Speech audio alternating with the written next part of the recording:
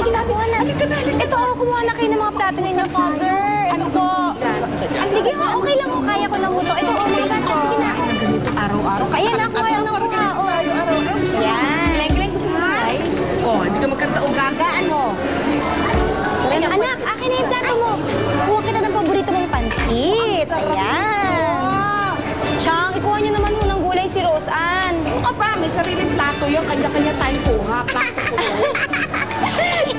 Chang, ang diet niyo ho. Nahihilo ako rin.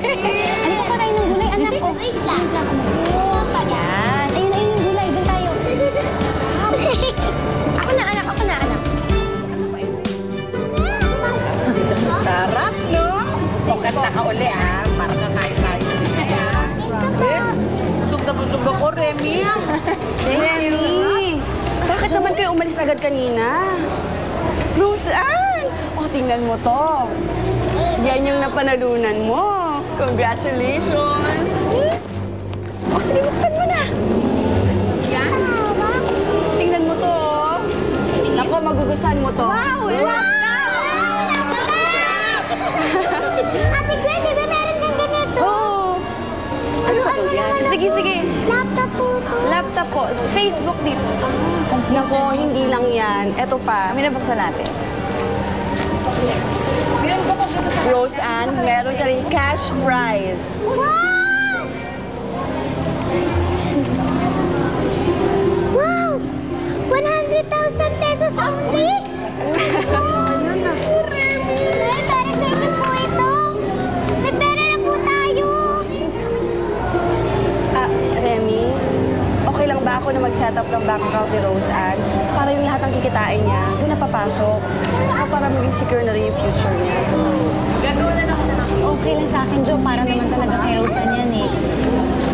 Pero Jo, ang gusto ko sana makapag-concentrate si Roseanne sa pag-aaral niya. Ako, hindi pwede yun. Ano ko ba, Remy? Talk to si Rose Ann. At alam mo ba, sa mga ganitong contest, usually, yung pangalawa yung sumisipan. And I'm sure yun ang mangyayari kay Rose Ann. Tsaka diba, nakapirma na tayo ng kontrata kay Mr. Lee.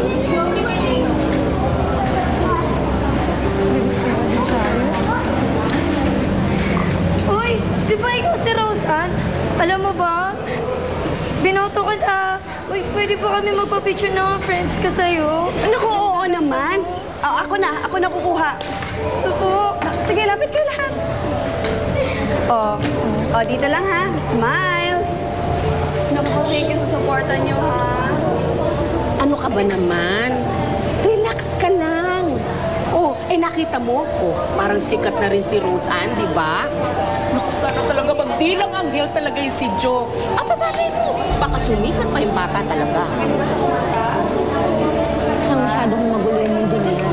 Hindi mo kasi nakita yung mga nakita ko kanina eh. Ano ka ba naman, Remy?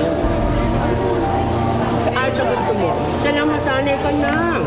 Aba, yan na ang magiging mundo ni Rose Ann. At pati rin tayo, ah.